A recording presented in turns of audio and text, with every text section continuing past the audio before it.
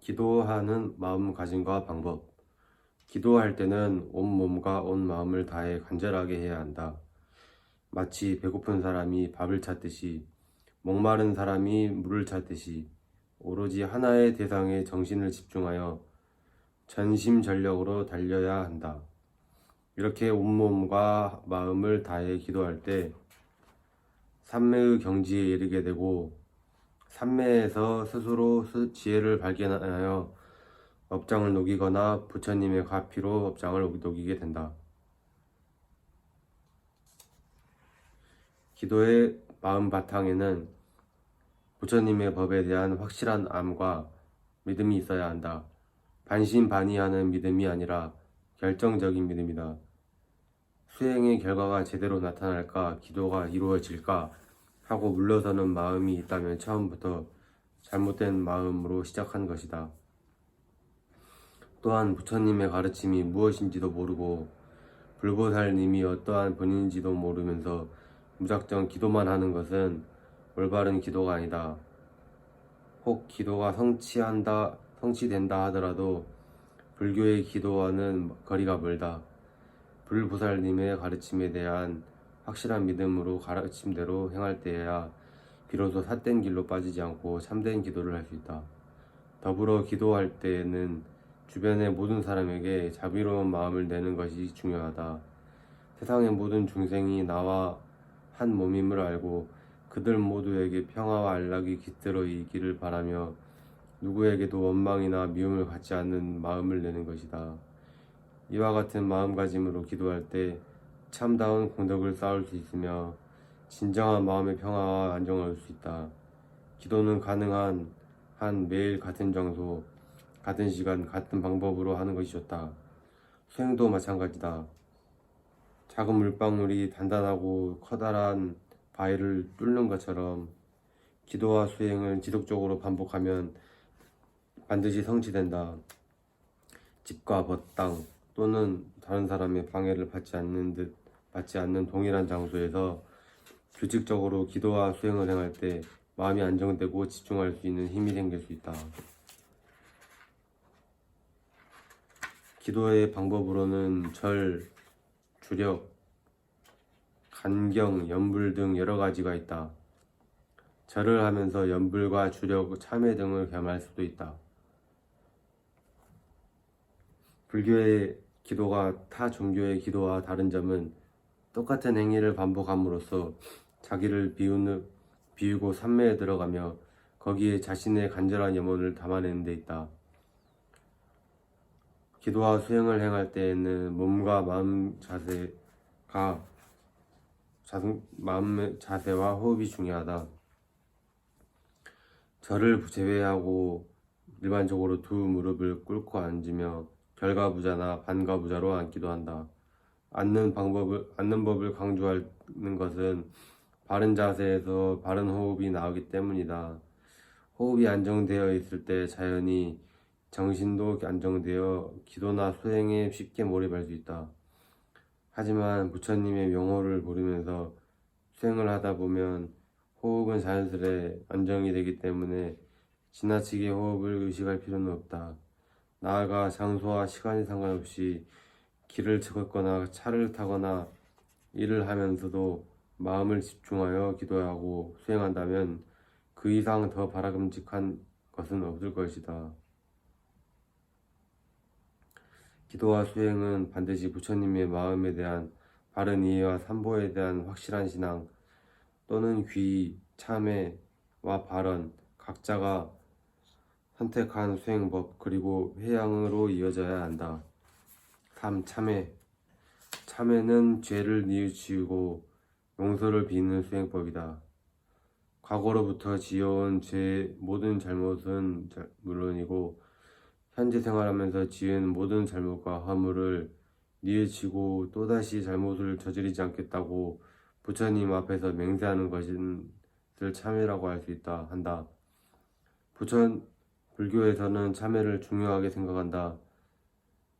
불자가 지켜야 할 계는 다른 사람에 의해 규제되는 강제적인 것이 아니라 자기 스스로 다스리는 자율적인 자유적인 것이기 때문이다. 때문에 자신을 속이는 일을 해서는 안 되기 때문이다. 참회에서 가장 중요한 것은 내면의 모든 죄를 숨김없이 드러내서 용서를 구하는 겸허한 태도이다. 남에게 보이기 위해서가 아니라 자기 자신을 거울에 비추어 보고 진실한 마음을 뉘우치는 것이다. 이러한 참회를 발로 참회라고 한다. 이렇게 참회하고 뉘우쳤을 때 바른 수행의 길로 나아갈 수 있는 것이다.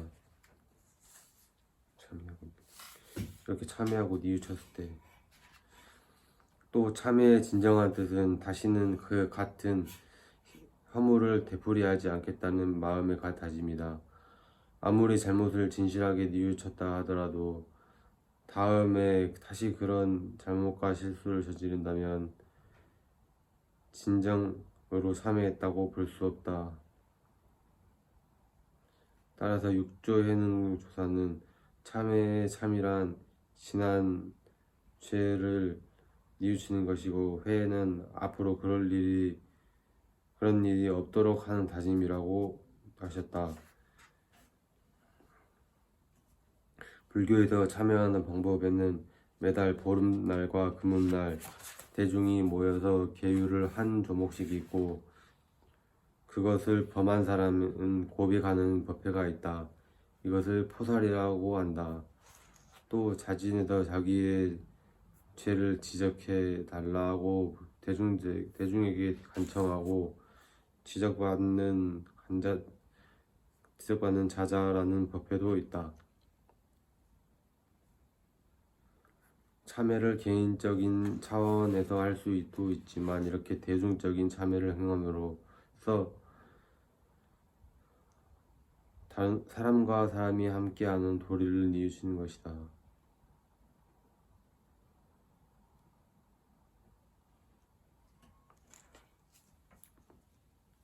불자는 참회를 통해 더욱 성숙한 신앙과 수행생활을 할 수 있고 평화롭게 자유로운 인생을 만들어갈 수가 있다.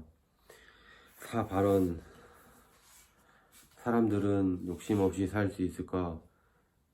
불교에서는 욕심을 버리라고 강조하는데 욕심 없이 세상을 어떻게 살아갈 수 있을까? 답은 지향과 발언에 있다. 지향은 내가 무엇이 되고자 하는 목표점이다. 욕망으로 인한 욕심이 아니다. 나의 삶의 목적을 확실히 하고 내 삶의 지향점을 찾아가는 것은 매우 중요한 인생의 덕목이다.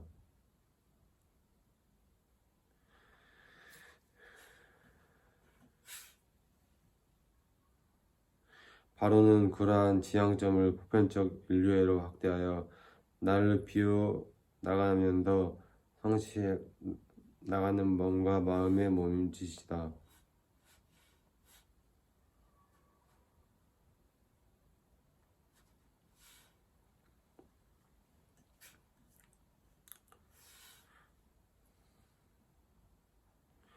욕망으로 가득한 삶과 발언하는 삶 중에 무엇이 더 값지겠는가?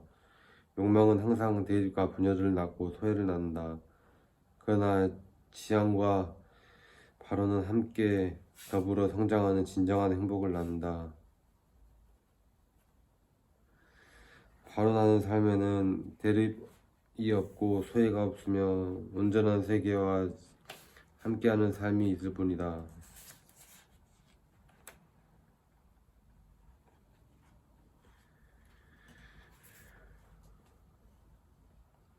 욕심과 발언의 차이는 크게 세 가지로 설명할 수 있다. 첫째, 욕심은 다분히 개인적이고 이기적인 바람이지만 발언은 우리 모두 인류 전체, 나아가 일체 중생을 행복과 평화의 세계로 이끈다. 여기에서 나와 남은 구분되지 않는다. 둘째, 욕심은 의도된 의지인데 반해 발언은 순수한 의지를 지향한다. 순수한 의지는 공과 무아의 바탕을 둔 깨끗한 마음이다. 선악의 분별, 나와 너의 분별, 가치와 반가치의 분별을 떠난 참으로 선한 행위가 순수 의지이다. 거기에는 나도 없고 너도 없으며 무잡한 전체가 있을 뿐이다. 셋째, 욕심은 결과를 중시하지만 바로는 과정 자체를 중시한다.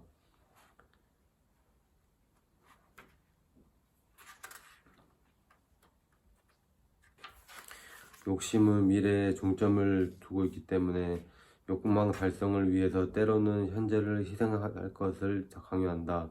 하지만 바로는 현재에 중점을 둔다. 자신이 세운 자신이 세운 원을 달성하기 위해서는 스스로 끊임없이 노력해야 한다. 그러나 이런 노력은 결과에 대한 집착 없이 바로 지금 여기에서 노력하는 자체를 즐거운 것이다. 자체가 즐거운 것이다.